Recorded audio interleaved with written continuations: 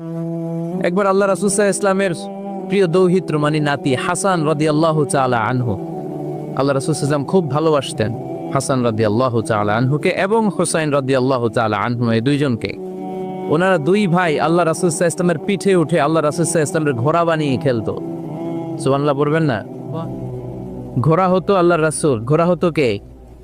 আর ঘোড়সাওয়ার হতেন হাসান আর হুসাইন। আল্লাহ রাসূল সাল্লাল্লাহু আলাইহি ওয়াসাল্লাম বাবরি চুল রাখতেন, লম্বা চুল। ঘোড়ার ঘাড়ে যেমনি রশি থাকে, হাসান হোসেন রাসূল সাল্লাল্লাহু আলাইহি ওয়াসাল্লামের চুলগুলোরে ধরে টেনে টেনে এরকম ঘোরা ঘোরা করে। সুবহানাল্লাহ বললেন না? তো হাসান রাদিয়াল্লাহু তাআলা আনহু একবার যাকাতের খেজুরের স্তূপ ছিল, উনি যে ছোট্ট মানুষ, খাবার দেখলে তো ছোট্ট বাচ্চারা খেতে আরম্ভ করে, এটা নিজের খাবার হালাল না হারাম এগুলো তো খেয়াল করে না। তো হাসান রাদিয়াল্লাহু তাআলা আনহু যাকাতের খেজুর নিয়ে খেতে আরম্ভ করলেন। আল্লাহ রাসূল সাল্লাল্লাহু আলাইহি ওয়াসাল্লাম এসে ওনার গলায় চেপে ধরলেন, চেপে জোর করে মুখ থেকে টেনে খেজুর বের করলেন আর বললেন, আন ইন্না লা নাকুলু সাদাকা। হাসান, তুমি জানো না আমরা হাশিমি খানদানের লোক, আমরা আলে মুহাম্মদ, আমার বংশের কেউ কোনোদিন তার গলা দিয়ে যাকাতের কোনো সম্পদ ঢুকাতে পারবে? খবরদার হাসান, খবরদার নাতি, ফেলে দাও। হাদিসে এসেছে কিক কিক, মানে আমরা যেটা ওয়াক ওয়াক বলি, গলার ভিতরে গেলে ওয়াক ওয়াক বলে থুতু ফেলি, রাসূল সাল্লাল্লাহু আলাইহি ওয়াসাল্লাম কিক কিক বলে গলায় চেপে মুখ থেকে টেনে সেই খেজুরটা বের করেছেন।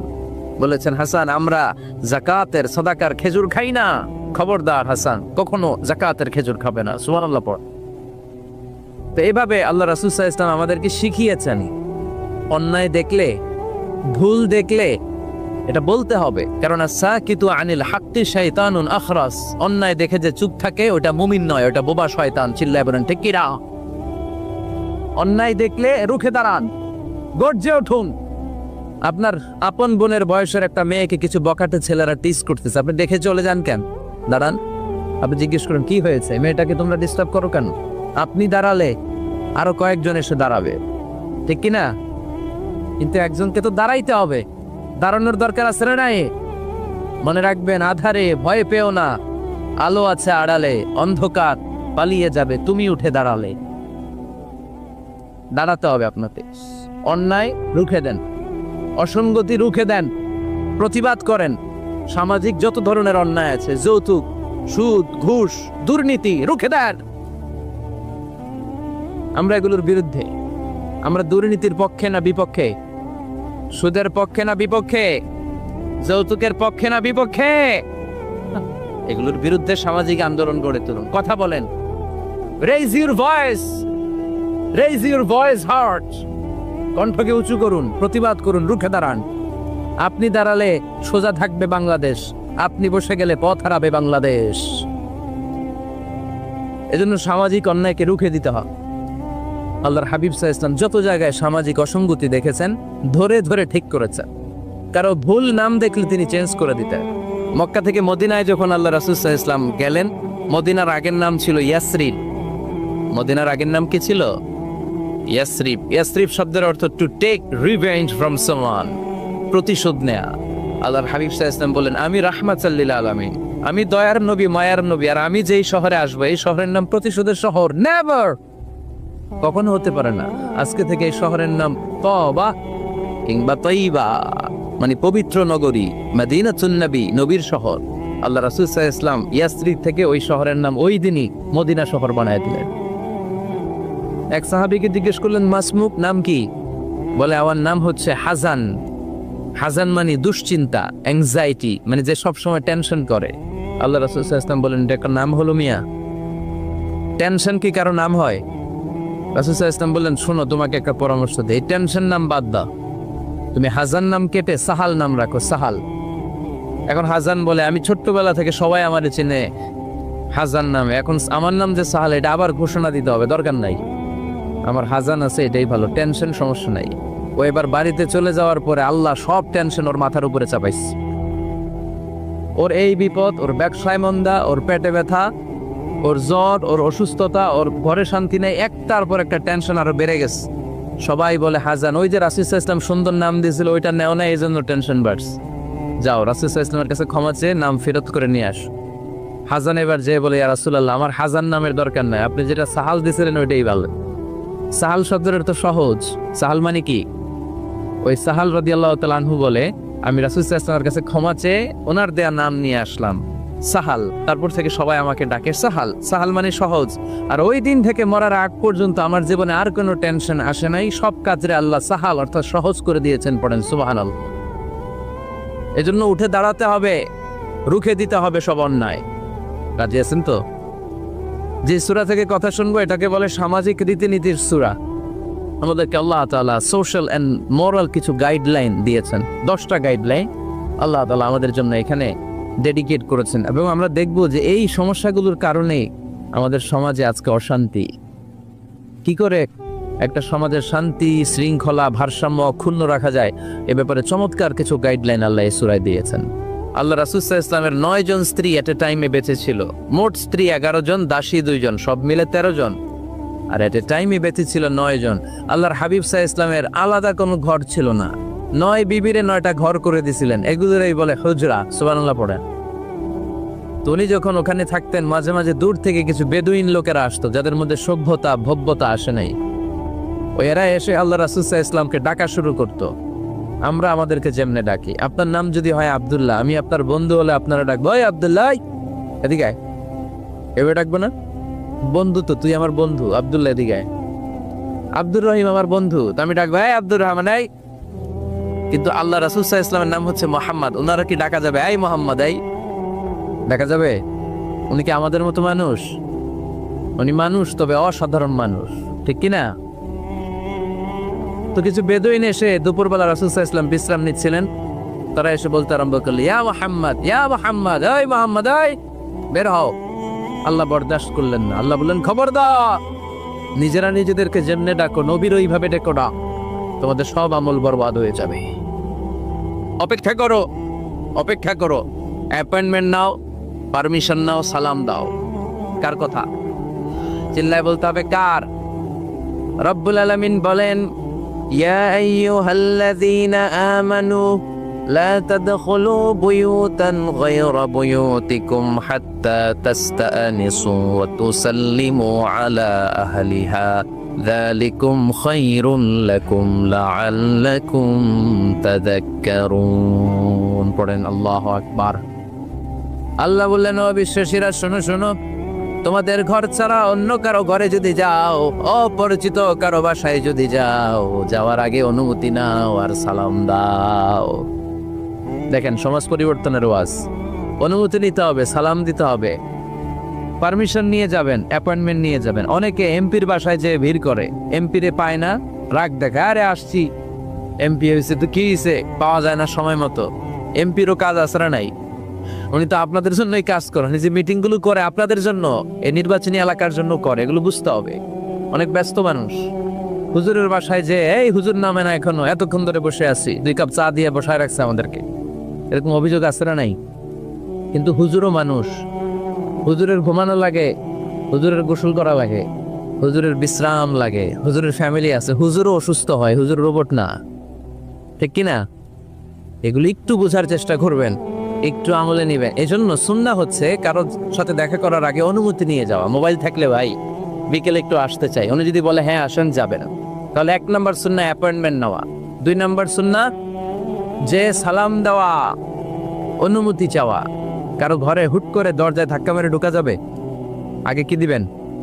আওয়াজ করে বলেন, আগে কি দিবেন? সালাম। তারপর আপনার নাম বলবেন। কি বলবেন? আল্লাহর হাবিব সাল্লাল্লাহু আলাইহি ওয়াসাল্লাম ওনার ঘরে বসা এক সাহাবী এসে দরজার মধ্যে কারানা নেন। আল্লাহর হাবিব সাল্লাল্লাহু আলাইহি ওয়াসাল্লাম বললেন, মান্দা, কে দরজায় কারানা রে? সাহাবী বললেন, আনা, আমি। বিশ্বনবী বললেন, মান আনতা, তুমি কে? সাহাবী কয়, আনা আনা। আরে নবী, আমি আমি। রাসূল সাল্লাল্লাহু আলাইহি ওয়াসাল্লাম, কিসের আনা আনা? নাম বলো মিয়া। আনা আনা কান্নাহু কারিহাহা। রাসূল সাল্লাল্লাহু আলাইহি ওয়াসাল্লাম ওর কথাটাই রিপিট করলেন। রাসূল সাল্লাল্লাহু আলাইহি ওয়াসাল্লাম জিজ্ঞেস করলেন, কে? বলে, আমি। আরে তুমি কে? সাহাবী বলে, হুজুর আমি। আল্লাহ রাসূল বলে, আমি আমি, এটা কোনো নাম হইলো? নাম বলো। আল্লাহ রাসূল সাল্লাল্লাহু আলাইহি ওয়াসাল্লাম রেগে গিয়ে 2 বার বললেন, আমি আমি। তা আমি বললেন না, আবার নামটা বলবেন। আমি কোনো নাম হইলো? তো সাহাবী বললেন, আমি। রাসূল সাল্লাল্লাহু আলাইহি ওয়াসাল্লাম বললেন, না, আমি তোমার নাম না, তোমার নাম বলবে। তাহলে কারোর সাথে দেখা করতে গেলে প্রথম কাজ হচ্ছে অ্যাপয়েন্টমেন্ট নেওয়া, 2 নাম্বার অনুমতি চাওয়া, দরজায় নক করে সালাম দেওয়া, আর নাম বলা। রাজি আছেন? অনুমতি ছাড়া কারো ঘরে ঢুকবেন? না, এটা কি আপনাদের মনে থাকবে? এক সাহাবী বললেন, ইয়া রাসূলুল্লাহ, ইয়া হাবিবাল্লাহ, আমার ঘরে কেউ নাই, শুধু আমি থাকি আর আমার আম্মা থাকে। আস্তাযিনু আলা উম্মি, আমার মায়ের ঘরে যেতেও কি আমার অনুমতি লাগবে নাকি? আল্লাহর হাবিব বললেন, তুহিব্বু আন তারাহা উরিয়ানা, তুমি কি চাও নাকি তোমার মাকে তুমি উলঙ্গ দেখবে? সাহাবী বললেন, না, কশিন কালো আমার মারে আমি উলঙ্গ দেখতে চাই না। আল্লাহর হাবিব সাল্লাল্লাহু আলাইহি ওয়াসাল্লাম বললেন, ইদান ইস্তাযিন আলাইহা, তাহলে তোমার মার ঘরে ঢোকার আগেও অনুমতি নিয়ে ঢুকবা। মায়ের ঘরে ঢোকার আগে অনুমতি নিয়ে ঢুকবা। সাহাবী বলে, আনা খাদিমুহা, রাসূল সাল্লাল্লাহু আলাইহি ওয়াসাল্লাম, আমি ছাড়া ওনার কেউ নাই, আমি তো ওনার খেদমত করি, আমার মার ঘরে ঢোকার আগে অনুমতি নেওয়া লাগবে?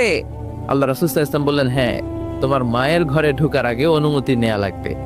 তাহলে মার ঘরে ঢোকার আগে যদি অনুমতি লাগে, বোনের ঘরে ঢোকার আগে তোর অনুমতির দরকার নেই? হ্যাঁ, ভাইয়ের ঘরে, ভাবির ঘরে ঢুকবেন? হ্যাঁ, অনুমতি নিয়ে ঢুকবেন না? খবরদার, কারো ঘরে ঢোকার আগে অনুমতি নিয়ে ঢুকবো আমরা। হুট করে আমরা অনেক সময় ঢুকে পড়ি, সে হয়তো বিশ্রাম নিচ্ছে, অল্প কাপড় পরে শোয়া, বা বিছানায় এমন ভাবে পড়ে আছে, ওই অবস্থায় সে কারোর সাথে দেখা করতে চাচ্ছে না, ওই অবস্থায় হুট করে ঢোকা যাবে? নক করেন, সালাম দেন, নাম বলেন, পারমিশন চান। এই সময়ের মধ্যে সে নিজেকে গুছিয়ে প্রিপেয়ার্ড হবে, আপনার সামনে আসার উপযোগী করে নেবে নিজেকে, ঠিক কিনা? দিস ইজ ইসলাম। আওয়াজ করে বলেন, দিস ইজ ইসলাম। এটাই ইসলাম। শুধু লম্বা দাড়ি রাখাই ইসলাম না, শুধু নামাজ পড়তে পড়তে কপালে দাগ ফেলানো ইসলাম না, কারো ঘরে ঢোকার আগে অনুমতি নিয়ে যাওয়ার নাম ইসলাম। কথা বুঝতে পেরেছেন? তাহলে কারো ঘরে ঢোকার আগে আগে পারমিশন নিব, সালাম দিব। হুট করে আজ থেকে কারো ঘরে ঢুকবো না, ইনশাল্লাহ। পড়বেন না? রব্বুল আলামিন এই সূরাটা শুরু করলেন ঈমানদারদেরকে ডেকে। এই সূরার মধ্যে রব্বুল আলামিন 5 বার ঈমানদারদেরকে ডাক দিয়েছেন, আর একবার গোটা বিশ্বের সব মানুষদেরকে ডাক দিয়েছেন। পড়েন সুবহানাল্লাহ।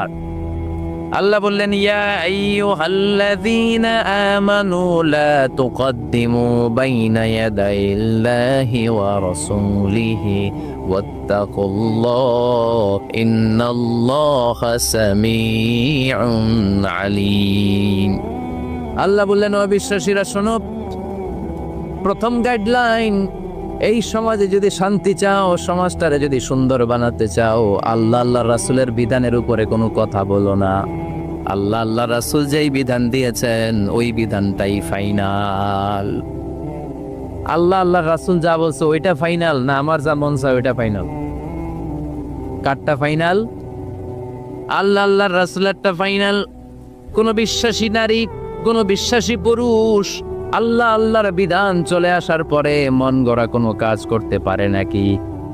মুমিন নারী পুরুষ সব সময় ওই বিধান পালন করে যেই বিধানটা আমাদের জন্য ফরজ করেছে কে? আল্লাহ রাসূল যা বলেছে এটাই ফাইনাল। খবরদার, আল্লাহ এবং আল্লাহ রাসূলের দেয়া কোনো বিধানকে টপকে যেও না। Don't try to be over smart, বেশি স্মার্ট হতে যেও না। যতটুকু ইসলাম দিয়েছে ওইটার মধ্যেই থাকো। ইসলামের চেয়ে বেশি স্মার্ট কোনো কিছু হতে পারে? ইসলামের চাইতে কোনো কিছু বেশি মডার্ন হতে পারে? আল্লাহর দেয়া, আল্লাহ রাসূলের দেয়া কোনো আইনের চেয়ে কোনো স্মার্ট আইন পৃথিবীবাসী বানাতে পারে? এজন্য আল্লাহ বললেন, ওয়ামা কানা লিমুমিনিন ওয়ালা মুমিনাতিন ইযা কাদাল্লাহু ওয়া রাসূলুহু আমরান আন ইয়াকুনা লাহুমুল খিয়ারাতু মিন আমরিহিম। আল্লাহ রাসূলের বিধান যখন জানা হয়ে যায়, কোনো মুমিন বান্দা বান্দি তাদের আর নিজেদের পক্ষ থেকে কোনো অপশন থাকে না, কোনো চয়েস নাই। আমার আল্লাহ বলেছে 5 ওয়াক্ত নামাজ জামাতের সাথে পড়ো, এর উপর আমাদের কোনো কথা আছে নাকি? আল্লাহ নারীদেরকে বললেন হিজাব পরে রাস্তায় বের হও, এর উপরে কোনো কথা আছে নাকি? আল্লাহ বললেন সমাজের ফিনান্সিয়াল ট্রানজাকশন গুলো ব্যবসার মাধ্যমে হবে, কোনো সুদের কারবার চলবে না, এর উপরে মুমিনদের কোনো কথা আছে নাকি? আল্লাহ রাসূল যেটা বলেছে ওইটাই ফাইনাল, ওইটাই সবচেয়ে শ্রেষ্ঠ। খেয়াল রাখবেন, এর চেয়ে বেশি শ্রেষ্ঠ হতে পারে না। এক সাহাবী বললেন, আমি সারা রাত তাহাজ্জুদ পড়ব, ঘুমাবো না। এক সাহাবী বলল, আমি আর স্ত্রীদের কাছে যাব না। আরেক সাহাবী বলল, সারা বছর আমি রোজা রাখবো, আমি কোনোদিন রোজা ভাঙবো না। আল্লাহ রাসূল সাল্লাল্লাহু আলাইহি ওয়াসাল্লাম রেগে গেলেন, কারণ আল্লাহ রাসূল কি এগুলো শিখাইছেন আমাদেরকে? সারা রাত তাহাজ্জুদ এগুলো শিখাইছে? সারা বছর রোজা শিখাইছে? স্ত্রীদের থেকে আওয়াজে দূরে দূরে থাকা এগুলো শিখাইছে? রাসূল সাল্লাল্লাহু আলাইহি ওয়াসাল্লাম রেগে গেলেন। দেখেন what a check and balance, Islam কতটা ভারসাম্যপূর্ণ জীবন ব্যবস্থা। আল্লাহ রাসূল সাল্লাল্লাহু আলাইহি ওয়াসাল্লাম ডেকে বলেন, কার এত সাহস যে বলেছে সারা রাত তাহাজ্জুদ পড়বে? কই, আমি নবী তো সারা রাত তাহাজ্জুদ পড়ি না। আমি নবী তো তাহাজ্জুদও পড়ি আবার ঘুমাই। তা আমি ঘুমাইয়া আল্লাহর এত বড় প্রিয় বান্দা হতে পারি, তোমার সমস্যা কোথায়? আমি নবী হয়ে 11 জন স্ত্রীর সাথে মেলামেশা করতে পারি, তোমার মিশতে সমস্যা কোথায়? আমি নবী রোজা রাখি, আবার মাঝে মাঝে রোজা রাখি না, দিনের বেলা খাই, এভাবে মানতে তোমার সমস্যা কোথায়? ইন্নী লাখশাকুম লিল্লাহি ওয়া আতকাকুম লাহু। আমি নবী সবার চাইতে বেশি আল্লাহরে চিনি। আমার নবীর চাইতে আল্লাহরে বেশি কেউ চিনে? আরে নবী তো আমাদেরকে আল্লাহকে চিনিয়ে দিয়েছে, চিল্লায় বলেন ঠিক কিনা? আমার নবীর চাইতে কেউ বেশি বুজুর্গ হতে পারবে না, আমার রাসূলের চাইতে কেউ বেশি আল্লাহওয়ালা হতে পারবে। তার মানে রাসূল যতটুকু শিখিয়েছে অতটুকুই শ্রেষ্ঠ। এটা টপকিয়ে এটার উপর দিয়ে অ্যাডভান্স হয়ে সামনে যাওয়া যাবে? বেশি বোঝা যাবে না। খবরদার, রাসূল যেটা শিখিয়েছেন অতটুকুর মধ্যে থাকতে হবে। তাহলে কল্যাণ আর বরকত দিবে কে? মাগরিবের ফরজ নামাজ কয় রাকাত? কয় রাকাত? কেউ যদি বলে আমি অনেক বড় আল্লাহর ওলি, আমি 5 রাকাত পড়ব সওয়াব বেশির জন্য, হ্যাঁ কি কয় হবে না? 5 রাকাত পড়, সেজদা কয়েকটা বেশি আছে এটার মধ্যে, রুকু কয়েকটা বেশি, কষ্টও বেশি, হবে? কথা কয় না, হবে? রমাদানের 30 দিন রোজা রাখা ফরজ, আপনি যদি বলেন না রমজানে না রেখে এটা আমি শাবান, জুলকাদ, জুলহাজ 3 মাস টানা 90 দিন রেখে দিব, বেশি রাখবো আমি, হবে? হবে, কারণ বেশি বুঝছে। কারণ কি? আল্লাহ রাসূলের চাইতে বেশি বোঝা যাবে, আল্লাহ রাসূলের চাইতে বেশি বুজুর্গ সাজা যাবে। খবরদার, never be advanced from Allah and his রাসূল। আল্লাহ এবং আল্লাহ রাসূলের চাইতে আমরা অ্যাডভান্স হব না। আল্লাহ রাসূল যা দিয়েছেন ওইটাই ফাইনাল। ওইটা কি ফাইনাল? আওয়াজ করে বলেন, ওইটা কি? সুন্নাত নয় শুধু মেষ চড়াতে যাওয়া, আর সুন্নাত হলো রাষ্ট্রনায়ক হওয়া, ঠিক কি না? নাকি কোরআনের শুধু অর্থনীতি, কোরআনের সমাজনীতি মানবেন, কোরআনের রাজনীতি মানা যাবে না? কোরআনের ভেতরেও রাজনীতি আছে না নাই? বিশ্বনবী মদিনার প্রেসিডেন্ট ছিলেন কি ছিলেন না? মদিনার চোরগুলো ধরে ধরে বিশ্বনবী হাত কেটে দিয়েছে কি দেয় নাই? মদ যারা খেয়েছে মাইর দিয়েছে কি দেয় নাই? নামাজ যারা পড়ে নাই, এক ওয়াক্ত নামাজের জন্য 5 বেত মদিনার রাষ্ট্রে ছিল কি ছিল না? আজকেও যদি আমার দেশের প্রধানমন্ত্রী ঘোষণা দিয়ে দেয় কালকে থেকে একটাও বেনামাজি থাকতে পারবে না, এক ওয়াক্ত নামাজ মিস হলে 5টা করে বেতের বাড়ি, বক্তা সাহেব বক্তব্য দেওয়ার পর নামাজ না পড়লে বক্তার পিছনে 5 বেত আছে না নাই? চেয়ারম্যান না পড়লে চেয়ারম্যানের পিছনে আছে না নাই? এমপি সাহেব না পড়লে, প্রধানমন্ত্রী না পড়লে? আপনারা কইছেন, আমি কই নাই, আমার কোনো দোষ নাই। এই নিয়মটা যদি হতো, বিশ্বনবী বলেছেন ইন্নাল্লাহা মা ইয়াযাউ বিস সুলতান লা ইয়াযাউ বিল কুরআন। আল্লাহ মাঝে মাঝে ক্ষমতার প্রয়োগে সমাজে যা করান ওটা কোরআন দিয়েও করায় না। এজন্য প্রধানমন্ত্রী মাইরের ঘোষণা দিবে আর আমরা ওয়াজ কইরা যাব। মাইর আর ওয়াজ দুইটার বিনিময়ে বাংলার জমিনে ইসলাম কায়েম করায় দিবে কে? আমরা সারা জীবনও ওয়াজ করে যেটা করতে পারবো না, ক্ষমতার মসনদ থেকে একটা অর্ডার আসলে বাংলাদেশে ইসলাম কায়েম হয়ে যাবে। আমার আল্লাহর নামের স্লোগান দিয়ে এই মাসটাকে ধন্য করতে চাই। কিছু কপাল পড়া লোক আছে, এরা বলে আল্লাহু আকবার নাকি একটা দলের স্লোগান, একটা মতের স্লোগান, একটা গোষ্ঠীর স্লোগান।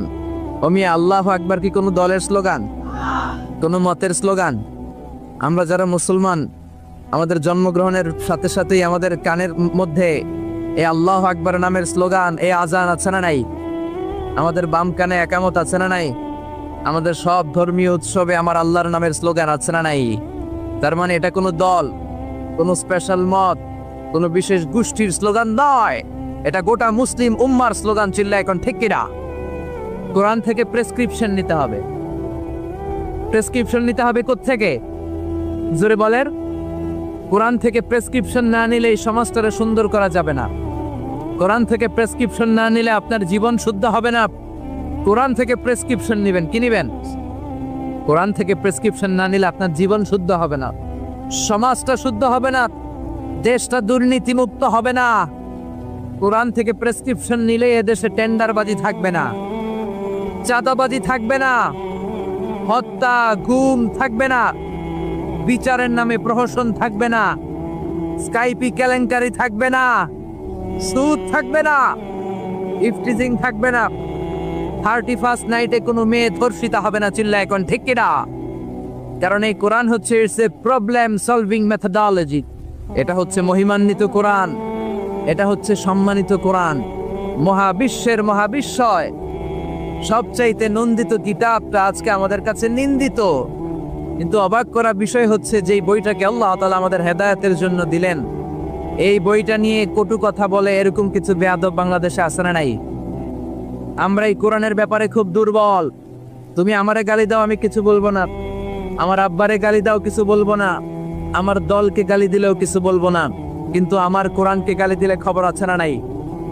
আমার নবীরে গালি দিলে খবর আছে না নাই? আমরা মুসলমান কোরআন পাগল, চিল্লা এখন ঠিক কিনা? আমরা এই কোরআন নিয়ে বাঁচতে চাই, এই কোরআন বুকে নিয়ে মরতে চাই। রাজি আছো মুসলমান? কোরআনের জন্য মরলেও সওয়াব আছে না নাই? কোরআনের জন্য আমাদের ভাইয়েরা মরে কি মরে না, রক্ত দেয় কি দেয় না?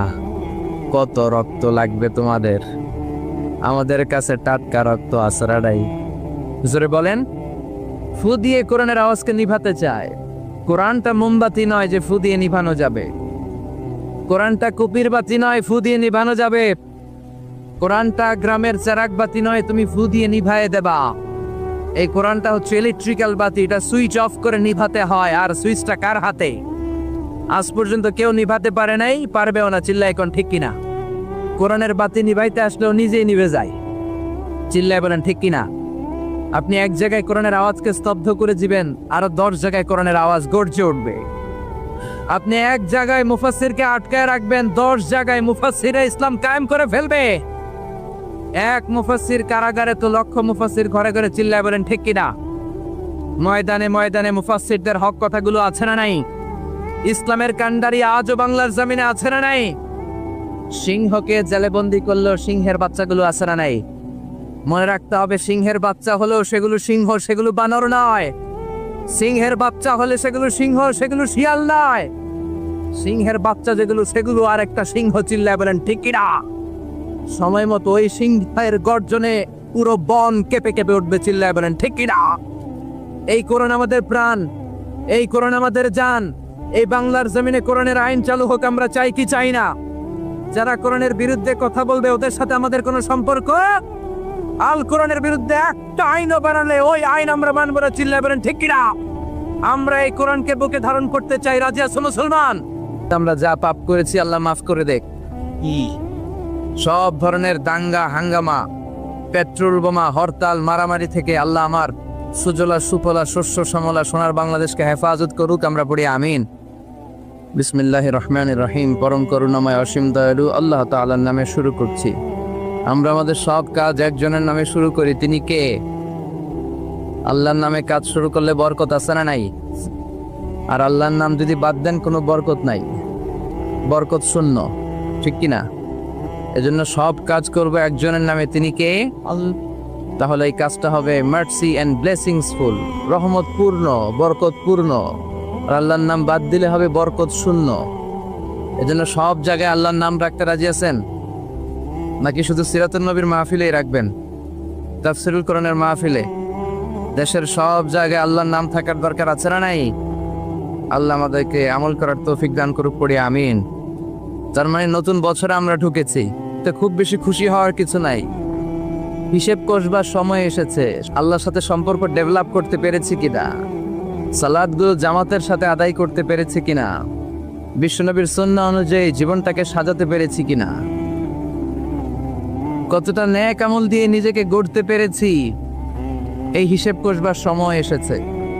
আর যদি করে না থাকি, তা কনস্ট্রাকটিভ গঠনমূলক পরিকল্পনার দরকার আছে না নাই? সব ব্যাপারে পরিকল্পনা করবেন। নিজের জীবনের ব্যাপারে পরিকল্পনা, পরিবারের ব্যাপারেও পরিকল্পনা। পরিবার পরিকল্পনা করা ফরজ। অনেকে প্রশ্ন করে, হুজুর ফ্যামিলি প্ল্যানিং, পরিবার পরিকল্পনা করা জায়েজ কিনা? শুধু জায়েজ না, এটা করা ফরজ। পরিবার পরিকল্পনা এটা মিন করে না যে how much children you wanna take, কয়টা সন্তান নেবেন, কয়টা বেবি আপনি নিতে যাচ্ছেন, এটাই শুধু পরিবার পরিকল্পনা নয়। আপনার কোন ছেলেটারে হাফেজ বানাবেন, কোনটারে কারি বানাবেন, কোনটারে মুফাসসির বানাবেন, কোনটারে জনপ্রতিনিধি হিসাবে গড়ে তুলবেন, কোনটারে নেতা বানাবেন, কোনটারে সমাজ সেবক বানাবেন, কোনটাকে বিশ্বনবীর মতো ক্যারিয়ারের দিক থেকে ব্যবসায়ী বানাবেন, কোন মেয়েটারে কোন স্কুলে কোন মাদ্রাসায় পড়াবেন, প্রতি মাসে পুরো ফ্যামিলির সবাই মিলে কোন সূরাটা মুখস্থ করবেন, তাহাজ্জুদের নামাজে ওঠার জন্য কি কি প্ল্যান নেবেন, এগুলোর কনস্ট্রাকটিভ গঠনমূলক প্ল্যানিং পরিকল্পনা নেওয়ার দরকার আছে না নাই? এটাই হচ্ছে পরিবার পরিকল্পনা। এজন্য শুধুমাত্র কয়টা সন্তান আমি নিব, সন্তান নিব কি নিব না, এটাই পরিবার পরিকল্পনা নয়। পুরো জীবনটা কিভাবে সাজাবেন, ছেলে মেয়েগুলোর দিয়ে কি করতে চান করাতে চান, এগুলো পরিবার পরিকল্পনার অংশ। চিল্লায় বলেন ঠিক কিনা? আমরা আল্লাহর কাছে কামনা করি আমরা যা পাপ করেছি আল্লাহ মাফ করে দেখ। সব ধরনের দাঙ্গা হাঙ্গামা, পেট্রোল বোমা, হরতাল, মারামারি থেকে আল্লাহ আমার সুজলা সুফলা শস্য শ্যামলা সোনার বাংলাদেশকে হেফাজত করুক। আমরা পড়ি আমিন। একটা নামাজও যাতে আমাদের কাজা না হয়, প্রতিদিন যাতে কোরআনের তেলাওয়াত দিয়ে আমাদের সকালটা শুরু হয়, আল্লাহ তৌফিক দাও, পড়েন আমিন। সম্মানিত ভাইয়েরা, আমাদের সময় খুব কম, কথা অনেক বেশি, এজন্য ভূমিকাতে আর কথা না বলে আমরা সরাসরি আলোচনায় চলে যাই। তার আগে আমরা শুরুতেই আল্লাহ তাআলার দরবারে শুকরিয়া জানাই যে আল্লাহ তাআলা আমাদেরকে এরকম চমৎকার একটি পরিবেশে মহাবিশ্বের মহাবিশ্বয় মহাগ্রন্থ আল কোরআন আল করিম থেকে কিছু কথা শুনবার জন্য তৌফিক এনায়েত করেছেন। আমরা ফরমালি আল্লাহকে থ্যাঙ্কস জানাই, ধন্যবাদ জানাই। আসুন হৃদয় নিংড়ানো মনের সবটুকুন ভালোবাসাকে উজাড় করে দিয়ে সিংহ শার্দুলের মতো গর্জন করে আকাশ বাতাস প্রকম্পিত করে মন প্রাণ বুক মুখ একসাথে করে দেহের সবটুকুন শক্তি গলার এই মাঝ বরাবর এনে আমরা চিৎকার করে পড়ি আলহামদুলিল্লাহ। সবাই পড়েন রব্বানা লাকাল হামদ হামদান কাসীরান তাইয়িবান মুবারাকান ফীহি ইয়া রাব্বি লাকাল হামদু কামা ইয়ানবাগি লিজালালি ওয়াজহিকা ওয়া আযীমি সুলতানিকা লাকাল হামদু বিল ঈমান লাকাল হামদু বিল ইসলাম লাকাল হামদু বিল কোরআন। আমরা প্রশংসা করলাম কার? জিকির করলাম কার? আল্লাহর নাম ছাড়া আর কারো জিকির আমরা করি? আমরা কি মা দুর্গার জিকির করি? আমরা কি রামকৃষ্ণের জিকির করি? কৃষ্ণের জিকির করে হিন্দুরা। जो तो मिटाना चाहे जे मिटाते चाय जीवन का तृष्णा, জীবনের তৃষ্ণা। सुबह शाम সকাল সন্ধ্যা বল বান্দে বান্দা তুমি বলো কৃষ্ণা কৃষ্ণা কৃষ্ণা। এটা হিন্দুদের জিকির। আর আমরা বলি जो तो मिटाना चाहे, যে মিটাতে চায় জীবন কা জ্বালা, জীবনের জ্বালা। সুবহ শাম সকাল সন্ধ্যা বল বান্দে বান্দা তুমি বলো আল্লাহ আল্লাহ। সে আল্লাহর নামে তিনটা তাকবীর দিয়ে আমরা আমাদের আলোচনায় চলে যাব। আমি সূরাতু আল বুরুজের শেষ দুটি আয়াত তেলাওয়াত করেছি, খুব বেশি সময় আমরা পাবো না, এই জন্য দুটি আয়াতের আলোকে কিছু কথা আমরা শুনবো। পড়েন ইনশাআল্লাহ। তার আগে আমরা তিনটা তাকবীর দিয়ে এই চান্দোলার এই হাই স্কুল ময়দানকে মুখরিত করতে চাই। আমার আল্লাহর নামের স্লোগান দিয়ে এই মাঠটাকে ধন্য করতে চাই। কিছু কপাল পড়া লোক আছে, এরা বলে আল্লাহু আকবার নাকি একটা দলের স্লোগান, একটা মতের স্লোগান, একটা গোষ্ঠীর স্লোগান। ওমি আল্লাহু আকবার কি কোনো দলের স্লোগান, কোনো মতের স্লোগান? আমরা যারা মুসলমান, আমাদের জন্মগ্রহণের সাথে সাথেই আমাদের কানের মধ্যে এই আল্লাহু আকবার নামের স্লোগান, এই আজান আছে না নাই? আমাদের বাম কানে একামত আছে না নাই? আমাদের সব ধর্মীয় উৎসবে আমার আল্লাহর নামের স্লোগান আছে না নাই? তার মানে এটা কোনো দল, কোনো স্পেশাল মত, কোনো বিশেষ গোষ্ঠীর স্লোগান নয়, এটা গোটা মুসলিম উম্মার স্লোগান। চিল্লা এখন ঠিক কিনা? তাহলে সামাজিক সুখ সম্প্রীতির প্রধান মাধ্যম হচ্ছে আল্লাহ আল্লাহ রাসূল যা বলেছে এটাই আমরা মানবো। এর উপর আমরা কোনো কথা বলতে চাই? এরপর আল্লাহ ইমানদারদেরকে আবার ডাক দিলেন, বললেন ইয়া আইয়ুহাল্লাযীনা আমানু লা তারফাউ আসওয়াতাকুম ফাওকা সাওতিন নবী। ও বিশ্বাসীরা খবরদার, আমার নবীর কণ্ঠের চাইতে তোমাদের কণ্ঠ বড় করো না। ঘোষণাটা কার? কারণ সাহাবারা আল্লাহ রাসূল সাল্লাল্লাহু আলাইহি ওয়াসাল্লামের চারদিকে এরকম ঘিরে বসে থাকতো। এজন্য সাহাবাদেরকে উদ্দেশ্য করে আল্লাহ বললেন, আমার নবীর গলার সাউন্ড যতটুকু তোমাদের সাউন্ড থাকবে অতটুকু বা অতটুকুর চেয়ে কম, এর চেয়ে বড় হওয়া যাবে তাহলে বেয়াদবি হয়ে যাবে। তাহলে কি হয়ে যাবে? বনু তামিম গোত্রের নেতা কে হবে? আল্লাহর হাবিব সাল্লাল্লাহু আলাইহি ওয়াসাল্লাম পরামর্শ করছিলেন। আবু বকর রাদিয়াল্লাহু তাআলা আনহু বললেন, আমার মনে হয় এই লোকটা হইলে ভালো হয়। ওমরে ফারুক বলেন, না উনি না, আমার মতে এই লোকটা হইলে ভালো। সাইয়েদনা আবু বকর বললেন, আরে না ওমর, তুমি বুঝছো না, আমি যার কথা বলেছি সে হলে সবচেয়ে ভালো, তার মধ্যে নেতৃত্বের গুণ আছে। সাইয়েদনা ওমরে ফারুক বলেন, না আপনি বোঝেন নাই, আপনার আমি ভালো বুঝছি, আমি যারে বলেছি সেই হবে না। তা তর্ক আছে না নাই? এই তর্ক, কথার নাম কথা, কথার পিঠে কথা করতে করতে করতে করতে ওনাদের মধ্যে এখন ঝগড়ার একটা ভাব। বিশ্বনবী বসা, এই ঝগড়া করতে করতে সাউন্ড বড় হয়ে গেছে, এই উনি হবে, উনি বলে না উনি হবে। বিশ্বনবীর কণ্ঠের চাইতে কণ্ঠ উঁচু হয়ে গেল, আরশের উপর থেকে একটা ধমক দিলেন কে? আল্লাহ বললেন, খবরদার লা তারফাউ আসওয়াতাকুম ফাওকা সাওতিন নবী, নবীর কণ্ঠের চাইতে কণ্ঠ উঁচু করো না। ওয়ালা তাজহারু লাহু বিল কওলি কাজহারি বা'দিকুম লিবা'দ আন তাখবাতা আমালুকুম ওয়া আনতুম লা তাশউরুন, নবীর কণ্ঠের চাইতে তোমাদের কণ্ঠ যদি উঁচু হয়ে যায়, তোমাদের সব নেক আমলগুলো আমি আল্লাহ বাতিল করে দেব। ধমকটা ছোট না বড়? ছোট না বড়? মনোযোগ আছে আপনাদের? যদি নবীর কণ্ঠের চাইতে তোমাদের কণ্ঠ বড় হয়, জীবনে যত ইবাদত করছো সব বাতিল, নামাজগুলো বাতিল, কাজে আসবে না। হজ করছো বাতিল, রোজা রেখেছো বাতিল, সব বাতিল। বেয়াদবি করেছে নবীর সাথে, চিল্লায় বলেন ঠিক কিনা? নবীর কণ্ঠের চাইতে নিচু হতে হবে কণ্ঠ। এই আয়াত আসার পরে সাহাবারা তো এমন ভয় পেলেন, এবার নবীর কাছেই কেউ আসেনি। সুবহানাল্লাহ কইবেন না? ভয়ে আসে না, ভয়ে না জানি আমার কণ্ঠ আবার নবীর কণ্ঠের চাইতে উঁচু হয়ে যায়। ওমরে ফারুক রাদিয়াল্লাহু তাআলা আনহু ডানে ঘুরে বায়ে ঘুরে কাছে আসে না। আবু বকর রাদিয়াল্লাহু তাআলা আনহু ডানে ঘুরে বায়ে ঘুরে কাছে আসে না। আল্লাহর হাবিব ওমরে ফারুককে ডাক দিলেন, এই ওমর সামনে আসো, এদিকে আসো। ওমরে ফারুক আসলেন, কিন্তু ওমরে ফারুক এত আস্তে আস্তে কথা বলেন, বিশ্বনবী ওমরে ফারুকের কথা কানে শোনে না। সুবহানাল্লাহ নাই? এত আস্তে আস্তে ওমরে ফারুক কথা বলেন, বিশ্বনবী শুনতে পান না। ওমর কি বললা, একটু জোরে বলো না। ওমরে ফারুক একটু জোরে বললেন, তাও শুনেন না। বিশ্বনবী বললেন, আরেকটু সাউন্ড বড় করে বলো, আমি তো শুনি না, জোরে বলো। ভয়, কারণ কণ্ঠ যদি উঁচু হয়ে যায় আমার নবীর কণ্ঠের চাইতে, জীবনের সব ইবাদত শেষ। এজন্য কথা কওয়ার দরকার নেই, ইবাদত গুলো ঠিকঠাক আওয়াজ করে পড়তে হবে, আল্লাহু আকবার। তাহলে 2 নাম্বার গাইডলাইন, লা তারফাউ আসওয়াতাকুম ফাওকা সাওতিন নবী, নবীর কণ্ঠের চাইতে কণ্ঠ উঁচু করো না। আপনারা হজ উমরা করেছেন কে কে দেখি? মাশাআল্লাহ, হাত নামান। যারা আমরা করি নাই, আমরা আল্লাহর কাছে কামনা করি, আল্লাহ আমাদেরকেও তুমি যাওয়ার তৌফিক দাও। আমরাও যেন আমার নবীর কবরের সামনে দাঁড়িয়ে নবীর সালাম পড়তে পারি, তৌফিক দাও। আমরাও যেন রাউদাতুম মিন রিয়াদিল জান্নায় ঢুকে 2 রাকাত নামাজ করতে পারি, তৌফিক দাও। তোমার ঘরটা যেন তাওয়াফ করতে পারি, তৌফিক দাও। মক্কা মদিনার ঐতিহাসিক জায়গাগুলো যেন দেখে হৃদয়টারে ঠান্ডা করতে পারি, আল্লাহ তৌফিক দাও। তো যারা গিয়েছেন তারা জানেন, মসজিদে নববীতে নামাজের পরে আপনারা যখন পূর্ব দিকে, প্রথম কাতারের পূর্ব দিকে সবাই লাইন ধরে যেতে যেতে প্রথমে বাম দিকে পড়ে রাউদাতুম মিন রিয়াদিল জান্নাহ, জান্নাতের বাগান সমূহ থেকে একটা বাগান। পুরো মসজিদে নববীর কার্পেটের এক কালার, ওই রাউদাতুম মিন রিয়াদিল জান্নার কার্পেটের আরেক কালার। আল্লাহ রাসূল সাল্লাল্লাহু আলাইহি ওয়াসাল্লামের ঘর আর মিম্বার এতটুকু জায়গাকে অন্য কালারের কার্পেট দেয়া হয়েছে। এটা দুনিয়ার বুকে জান্নাতের টুকরার মধ্যে থেকে একটা টুকরা। কোন সুবহানাল্লাহ। হাজিরা খুব ভিড় করে এখানে নামাজ পড়ার জন্য। এটা বাম দিকে পাবেন। এরপরে যেতে যেতে কিছু দূর যাওয়ার পরেই বাঁ দিকে পাবেন বিশ্বনবী সাল্লাল্লাহু আলাইহি ওয়াসাল্লামের কবর, আল কবর আশ শরীফ। আমার নবী এখানে শুয়ে আছে।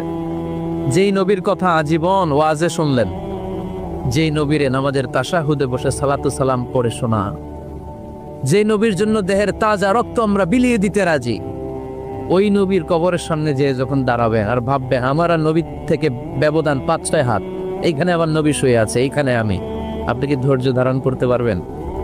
কথা বলেন, নিজেকে সামলে রাখতে পারবেন? আমার নবীর কোন উম্মত প্রথম যখন উমরা করতে যায়, হজ করতে যায়, নবীর কবরের সামনে দাঁড়িয়ে নিজেকে সামলে রাখতে পারে না, চিৎকার দিয়ে কান্না আসে, চোখ দিয়ে ধা ধা করে অশ্রু ঝরে। যেই নবীর ভালোবাসা আমার হৃদয়ের মধ্যখানে, আমার নবী নাকি শোয়া আছে এই জায়গায় আমার নবী শোয়া। সহ্য হয় না, বুক ফেটে চিৎকার আসো, কিন্তু চিৎকার দেয়া যায় না, কারণ যে আয়াতের তাফসীর আপনাদেরকে শোনাচ্ছি এই আয়াতটা বিশ্বনবীর কবরের উপরে লেখা।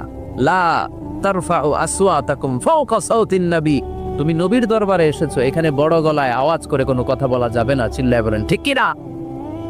এই আয়াতটা আজও লেখা নবীর কবরের উপর। লা তারফাউ আসওয়াতাকুম ফাওকা সাউতিন নবী, এটা নবীর দরবার, এখানে চিৎকার চেঁচামেচি করে দুরূদ পড়া যাবে, লাফালাফি করা যাবে না, ভদ্রভাবে আন্তরিকতার সাথে বিনয়ের সাথে নবীরে সালাম দিতে হবে। সুবহানাল্লাহ পড়ো। হ্যাঁ, আল্লাহ রাসূল সাল্লাল্লাহু আলাইহি ওয়াসাল্লাম আমাদের থেকে বিদায় নিলেন, কিন্তু এই আয়াতের হুকুম আজও আছে না নাই? অনুরূপভাবে যারা আমাদের উস্তাজ, মা বাবা, আধ্যাত্মিক নেতা, ধর্মীয় গুরু, ইসলামী আন্দোলনের নেতা, তাদের সামনেও উচ্চবাচ্য করে আওয়াজ করা যাবে, তাদের সাথে ভদ্র ভাষায় কথা বলার দরকার আছে না নাই? তাহলে দুইটা গাইডলাইন আমরা পেলাম। প্রথম গাইডলাইন হচ্ছে আল্লাহ রাসূল যা বলেছে এটাই ফাইনাল, এটাই কি কথা বোঝে নাই? আল্লাহ রাসূল যা দিয়েছে সেটা কি ফাইনাল। আর দুই নাম্বার হচ্ছে নবীর কণ্ঠের চাইতে কণ্ঠ উঁচু করা যাবে যাবে না। তিন নম্বরে আল্লাহ মুমিনদেরকে আবার ডাক দিলেন, বললেন ইয়া আইয়ুহাল্লাযীনা আমানু ইন জাআকুম ফাসিকুম বিনাবাইন ফাতাবায়ানু, কেউ যদি তোমাদের কাছে কোনো সংবাদ নিয়ে আসে, সংবাদটা বিশ্বাস করার আগে যাচাই করে নাও। আদেশটা কার? জোরে বলেন। আমরা কিছু শুনলেই বিশ্বাস করি, এরকম আছে না নাই? যা শুনে তাই বিশ্বাস করে, এরকম করা যাবে? তো কি করবেন তাইলে? হ্যাঁ, কি করতে হবে? ঠিক না বে ঠিক? হ্যাঁ, ঘটনাটা ঠিক না বে ঠিক, এটা আমাদেরকে যাচাই করতে হবে। You have to justify the news, you have to verify the record, whatever you found in social media or Facebook, don't share. Think twice before you share, man. Share করার আগে দুইবার ভাববেন যে শেয়ার করব কি করব না। একটা কিছু পাইলেই শেয়ার মেরে দেয়, সে দিচ্ছে শেয়ার, তার বন্ধু দেয় শেয়ার, পুরা ফেসবুকের মধ্যে মারামারি আছে না নাই? আসলে এরকম কিছু ঘটেই নাই, আছে না নাই? খবরদার, আমরা খুব খুব বেশি পছন্দ করি রুমর, গুজব ছড়ানোর জন্য বাংলাদেশের পৃথিবীতে এক নাম্বার। আমাদের চেয়ে কেউ বেশি গুজব ছড়াতে পারে? আমরা কি গুজব মানব? গুজব, এটারে আজকে আমরা নো বলে দিব। নো, কি বলবেন? এত আস্তে গুজবকে আমরা কি বলবো? নো, গুজবে কান দিবেন না। প্রায় দেখবেন সোশ্যাল মিডিয়াতে অমুক নেতার গোপন ভিডিও ফাঁস, তো অমুক নেতার গোপন ভিডিও ফাঁস হয়েছে, আপনার কি সমস্যা? আপনার এত ভালো লাগে কেন? আপনার ভিডিও তো কয়েকদিন পরে ফাঁস হবে, তখন আপনি কি করবেন? এই সমস্ত আজে বাজে কাজে যাবেন না। এজন্য আমরা সবাই মিলে আমার আল্লাহর নামের 3টা স্লোগান দিয়ে এই ময়দানকে মুখরিত করতে চাই। আসুন, আমাদের দেহে যত শক্তি আছে সবগুলো শক্তিকে উজাড় করে একসাথে আমরা আল্লাহর নামের স্লোগান দেই। আল্লাহর নামের স্লোগান দিয়ে এই মাঠটা কাঁপানো যাবে তো? কাঁপানো যাবে মুসলমান? পড়েন লিল্লাহে তাকবীর, লিল্লাহে তাকবীর, লিল্লাহে তাকবীর। আল্লাহ আমাদের স্লোগানগুলোকে তুমি কবুল করো, এই স্লোগানগুলোকে নাজাতের ওসিলা বানাও, মিজানের পাল্লায় স্লোগানগুলোকে উহুদ পাহাড়ের সমান ভারী করো। আমি সূরাতুল বুরুজের শেষ দুটি আয়াত তেলাওয়াত করেছি, বাল হুয়া কুরআনুম মাজিদ ফি লাওহিম মাহফুজ। আল্লাহ বলছেন এই কোরআনটা হচ্ছে একটা সম্মানিত কিতাব। বাল হুয়া কুরআনুম, সবাই পড়েন, বাল হুয়া কুরআনুম মাজিদ ফি লাওহিম মাহফুজ। এটা হচ্ছে কোরআনে মাজিদ, সম্মানিত কোরআন, আর এই কোরআনের বাড়ি হচ্ছে লাউহে মাহফুজে। আল্লাহ কোরআনের জন্য একটা বাড়ি বানিয়ে দিয়েছেন, সপ্ত আকাশের উপরে সিদরাতুল মুনতাহা, তার উপরে বাইতুল মামুর, ফেরেশতাদের কাবা, তার উপরে আল্লাহ তাআলা কোরআনের জন্য একটা ডুপ্লেক্স বাড়ি বানিয়ে দিয়েছেন যেটার নাম লাউহে মাহফুজ। চিল্লায় পড়েন আল্লাহু আকবার। কোরআনের জন্য আল্লাহ বাড়ি বানালেন আর বললেন বাল হুয়া কুরআনুম মাজিদ, বরং এটা হচ্ছে কোরআনে মাজিদ। কোরআনে মাজিদ নামটা কেমন লাগে? রফিক ভাই এখানে কি লেখা পড়েন? কোরআন, কোরআন শরীফ। আপনাদের এখানে লেখা কোরআন শরীফ, কিন্তু আল্লাহ বললেন বাল হুয়া কুরআনুম। আফসোসের বিষয় হচ্ছে আমরা আমাদের এই বাংলাদেশ সহ ভারত, পাকিস্তানে এই কোরআনুল কারীমকে, কোরআনে মাজিদকে কোরআন শরীফ বলে বেশি অভ্যস্ত, কিন্তু কোরআনের ভেতরে কোথাও কোরআনকে কোরআন শরীফ বলা হয় নাই। বিশ্বনবী সাল্লাল্লাহু আলাইহি ওয়াসাল্লাম তার হাদিসের কোথাও কোরআনকে শরীফ বলে নাই। আরবরাও কোরআনকে কোরআন শরীফ বলে না। এখন থেকে কোরআনকে কোরআন শরীফ বলবেন না কোরআনে মাজিদ বলবেন? আল্লাহ বললেন বাল হুয়া কোরআনুম মাজিদ ফি লাউহিম মাহফুজ। কত চমৎকার চমৎকার নাম আল্লাহ তাআলা কোরআনের ভেতরে কোরআনের জন্য দিয়েছেন। আবার রাব্বুল আলামিন বলেন ইন্নাহু লাকুরআনুন কারীমুন ফি কিতাবিম মাকনুন। নিশ্চয় এটা হলো সম্মানিত কোরআন, নিশ্চয়ই কিতাবটা হলো মহিমান্বিত কোরআন, আর গোপন একটা কিতাবের মধ্যে এই কোরআনটাকে সংরক্ষণ করেছে কে? তাহলে সূরা ওয়াকিয়াতে আবার নতুন আর একটা নাম পেলাম, ইন্নাহু লাকুরআনুন কারীম। প্রথমে পেলাম কোরআন মাজিদ, বাল হুয়া কোরআনুন মাজিদ। আবার সূরা ওয়াকিয়াতে পেলাম ইন্নাহু লাকুরআনুন কারীম। এখন থেকে কোরআনে মাজিদ বলবেন না কোরআনে শরীফ বলবেন? কোরআন কারীম না কোরআন শরীফ? আবার আল্লাহ বললেন ইয়া আসিন ওয়াল কোরআনিল হাকীম ইন্নাকা লামিনাল মুরসালিন। ইয়াসিন ওয়াল কোরআনিল, কি সুন্দর নাম! কোরআনে হাকীম, কোরআনে কারীম, কোরআনে মাজিদ, এগুলো রেখে দিয়ে আমরা বলি কোরআন শরীফ। আরো অনেক নাম আছে। আবার আল্লাহ কোরআনকে বললেন কোরআনে আযীম, ওয়ালাকাদ আতাইনাকা সাবআম মিনাল মাসানি ওয়াল কোরআনাল আযীম। ও নবী, আমি আপনাকে নিত্য পাঠনীয় সপ্তবাক্য মানে সূরাতুল ফাতিহা দান করেছি, আর তার পাশাপাশি আমি আপনাকে সুমহান কোরআন, কোরআনে আযীম দান করেছি। সুবহানাল্লাহ। তার মানে কোরআনের আরেকটা নাম পাওয়া গেল কোরআনে আযীম, মহিমান্বিত কোরআন, সুমহান কোরআন। আবার আল্লাহ তাআলা এই কোরআনকে আরেক জায়গায় বললেন এটা কোরআনে আরবি। বিশ্বনবী আরবি ভাষায় কথা বলতেন, তাই তিনি রাসূলে আরবি। আর এই কোরআন যেহেতু আরবি ভাষায় নাজিল হওয়া, তাই এই কোরআনের আরেক নাম হচ্ছে কোরআনে আরবি। পড়েন সুবহানাল্লাহ। রাব্বুল আলামিন বলেন ইন্না আনজালনাহু কুরআনান আরাবিয়্যান লাআল্লাকুম তাআকিলুন। নিশ্চয় আমি আল্লাহ তাআলা এই কোরআনকে সুস্পষ্ট আরবি ভাষায় নাজিল করলাম, যাতে করে তোমরা কোরআন বুঝতে পারো। সুবহানাল্লাহ। কত চমৎকার নাম কোরআনে আরবি। আবার আল্লাহ এই কোরআনের আরেকটা নাম দিয়েছেন কোরআনে আজীব, বিস্ময়কর কোরআন, মহাবিশ্বের মহাবিস্ময় মহাগ্রন্থ আল কোরআন। আল্লাহ বললেন ইন্না সামি'না কোরআনান আজাবা। জিনদের কথাকে আল্লাহ কোট করলেন, নিশ্চয় আমরা শুনলাম কোরআনান আজাবা, আজীব কোরআন, ইয়াহদি ইলার রুশদি ফাআমান্না বিহি। যেই কোরআনটা হেদায়েতের দিকে মানুষকে পথ দেখায়, ফলে আমরা সবাই কোরআনের উপর ঈমান আনলাম। সুবহানাল্লাহ। খেয়াল করেছেন কতগুলো নাম আল্লাহ কোরআনের জন্য দিয়ে দিলেন। আল্লাহ বললেন এটা কোরআনে আজীব, বললেন এটা কোরআনে আযীম, বললেন এটা কোরআনে আরবি, আল্লাহ বললেন এটা কোরআনে হাকিম, এটা কোরআনে কারীম, এটা কোরআনে মাজিদ। এই সবগুলো তুই আমরা ডাকি কি? কোরআন শরীফ। এবার ভাইয়েরা বলেন, আজ থেকে এই কোরআনকে কি কোরআন শরীফ বলবেন না কোরআন মাজিদ? মাজিদ। কোরআন শরীফ বলবেন না কোরআনে কারীম? কোরআন শরীফ বলবেন না কোরআনে হাকিম? হাকিম। আল্লাহ এটাকে বললেন বাল হুয়া কোরআনুম মাজিদ। এটা হচ্ছে মহিমান্বিত কোরআন, এটা হচ্ছে সম্মানিত কোরআন, মহাবিশ্বের মহাবিস্ময়, সবচাইতে নন্দিত কিতাবটা আজকে আমাদের কাছে নিন্দিত। কিন্তু অবাক করা বিষয় হচ্ছে যে এই বইটাকে আল্লাহ তাআলা আমাদের হেদায়েতের জন্য দিলেন, এই বইটা নিয়ে কটু কথা বলে এরকম কিছু বেয়াদব বাংলাদেশে আছে না নাই? আমরা এই কোরআনের ব্যাপারে খুব দুর্বল। তুমি আমারে গালি দাও, আমি কিছু বলবো না। আমার আব্বারে গালি দাও, কিছু বলবো না। আমার দলকে গালি দিলেও কিছু বলবো না। কিন্তু আমার কোরআনকে গালি দিলে খবর আছে না নাই?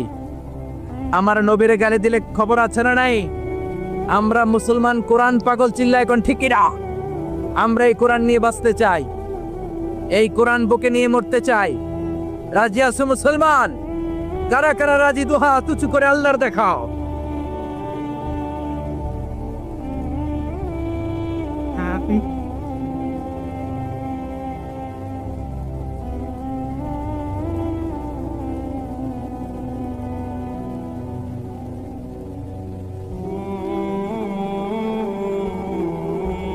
আল্লাহ আমাদের স্লোগানকে তুমি কবুল করো, এই কোরআনের শাফাত আমাদের নসিব করো।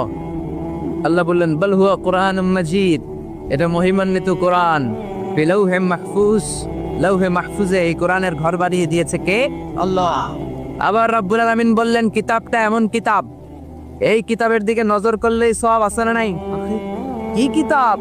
আঙ্গুল টানলেও সওয়াব, নজর দিলেও সওয়াব, এই কিতাব পড়লে সওয়াব, এই কিতাব ধরলে সওয়াব, এই কিতাব শুনলে সওয়াব, এই কিতাব মানলে সওয়াব, এই কিতাবের জন্য মরলেও সওয়াব। চিল্লা এখন ঠিক কি না?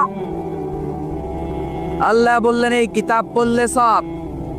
বিশ্বনবী বলেন এই কিতাবের এক একটা অক্ষরে তেলাওয়াত করবা 10টা করে নাকি তোমার আমলনামায় দিয়ে দিবে কে? আল্লাহ।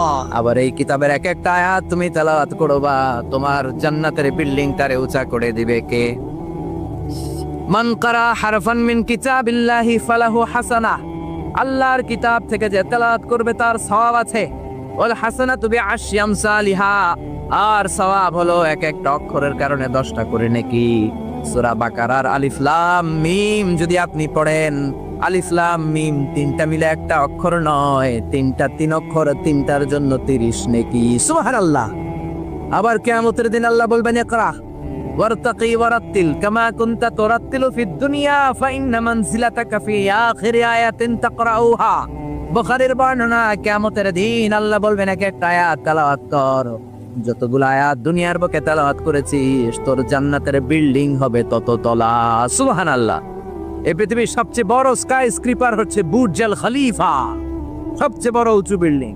আপনার জান্নাতের বিল্ডিংটা এর চেয়ে অনেক গুণ উঁচু হবে। যতটা আয়াত আপনি দুনিয়াতে তেলাওয়াত করেছেন, প্রত্যেকটা আয়াতের বিনিময়ে আপনার জান্নাতকে এক এক তলা উঁচু করে দিবে কে?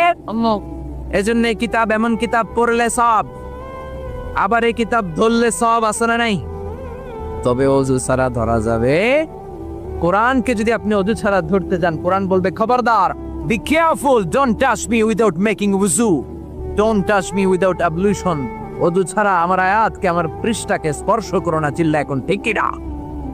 আল্লাহ বললেন লা ইয়ামাসসুহু ইল্লাল মুতাহহারুন, অজু ছাড়া, পবিত্র হওয়া ছাড়া কোরআনকে ধরা যায় না। এজন্য কিতাব এমন কিতাব পড়লে সওয়াব হয়, এই কিতাব ধরলে সওয়াব হয়, এই কিতাব শুনলেও সওয়াব। সুবহানাল্লাহ। ওয়া ইযা কুরিআল কুরআনু ফাসতামিউ লাহু ওয়া আনসিতু লাআল্লাকুম তুরহামুন। এই কিতাবকে যারা পড়তে জানো না, তোমাদের সামনে যদি এই কিতাবের তেলাওয়াত হয়, খরগোশের মতো কান দুইটা খাড়া করে এই তেলাওয়াত শোনো। এই তেলাওয়াত শোনার কারণে তোমাদের আমলনামায় সওয়াব দেয়া হবে, তোমাদের উপর রহমত নাজিল করবে কে? পড়তে পারেন না তো শুনেন।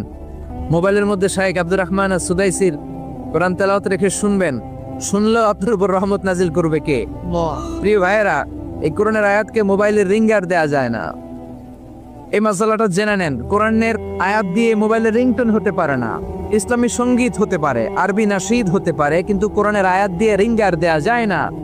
কেননা আপনি যে কোনো সময় রিসিভ করলে অথবা মিস কলের কারণে কেটে গেলে কোরআনের আয়াতের এমন একটা অংশে যে কাটা পড়ে যাবে, কেটা আপ হয়ে যাবে, অর্থের বিকৃতি ঘটবে। চিল্লা এখন ঠিক কিনা?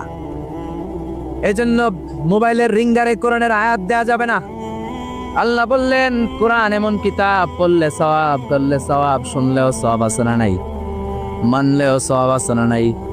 তবে যতটুকু আমার ভাল লাগে অতটুকু মানবো, যতটুকু মানলে আমার ফ্যামিলির জন্য সুবিধা ততটুকু মানবো, যতটুকু মানলে আমার দলের জন্য সুবিধা, নেতার জন্য সুবিধা, নেত্রীর জন্য সুবিধা, শুধু অতটুকু মানবো নাকি পুরোটা মানবো?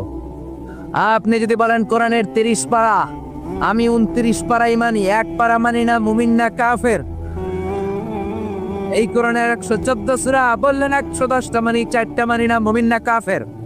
আল্লাহ বললেন আফাতুমিনুনা বিবাদিল কিতাবি ওয়া তাকফুরুনা বিবাদ, বেছে বেছে নিজের সুবিধা মতো কোরআনের কিছু মানবা, কিছু ছাড়বা। এই যদি তোমার নীতি হয়, চরিত্র হয়, তুমি মুমিন নও, তুমি কাফের। কার কথা?